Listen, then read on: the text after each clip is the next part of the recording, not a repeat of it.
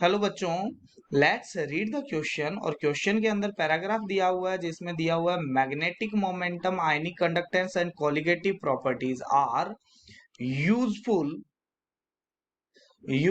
in deciding the structure and constitution of a given unknown complex compound। और question में दिया हुआ है ए मेटल M है having electronic configuration N-1D8 NH2 है और ये एक फॉर्म करता है कॉम्प्लेक्स विद कोऑर्डिनेशन नंबर कितना है इसका 4 है और 6 है। मतलब ये क्या बनाता है 4 या 6 कोऑर्डिनेट बॉन्ड बनाएगा विद द लिगेंड।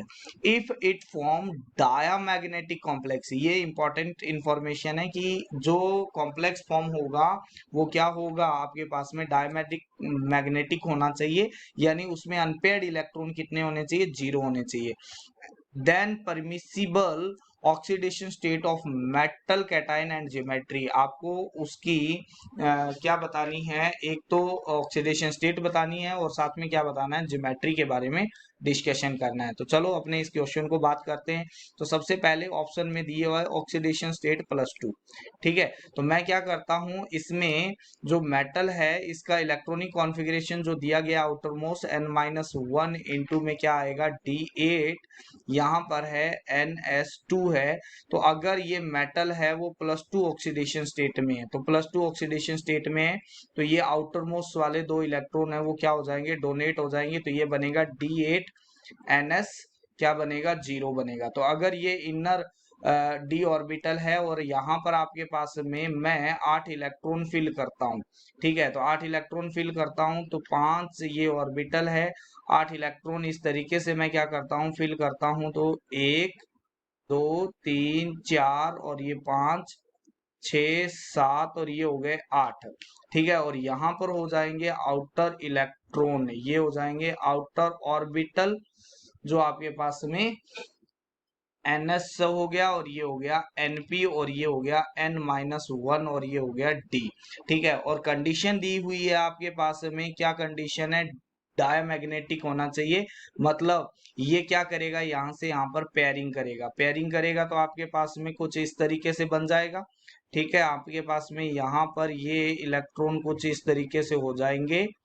ठीक है, और ये वाला जो है ऑर्बिटल है वो हाइब्रिडाइजेशन में पार्टिसिपेट करेगा।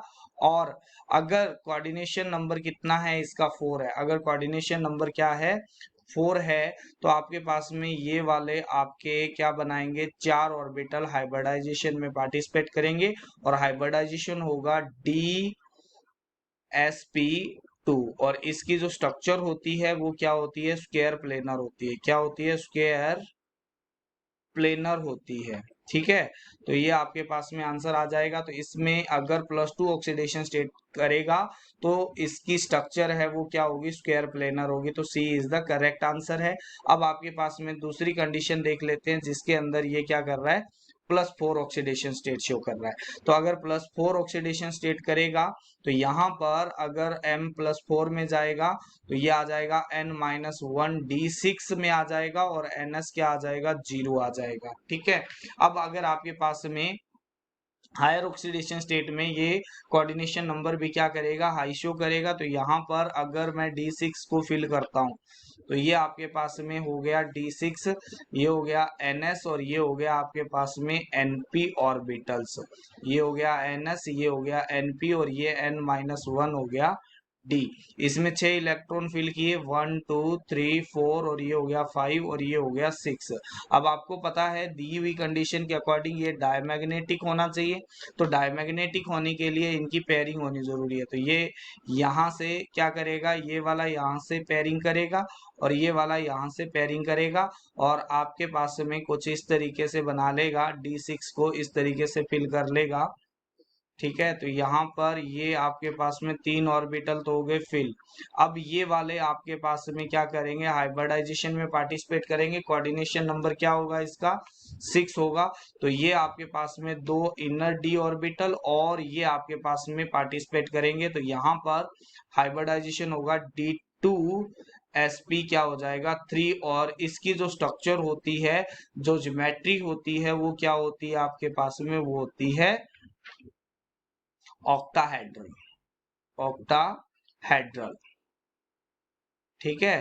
तो यहाँ पर आपके पास में ये ऑक्टाहेड्रल ज्योमेट्री शो करेगा, तो आपके पास में बी भी करेक्ट आंसर है, तो यहाँ पर डी दिया हुआ है वो करेक्ट आंसर हो जाएगा। B and C both are the correct. I hope you understand it well. Thank you, have a nice day.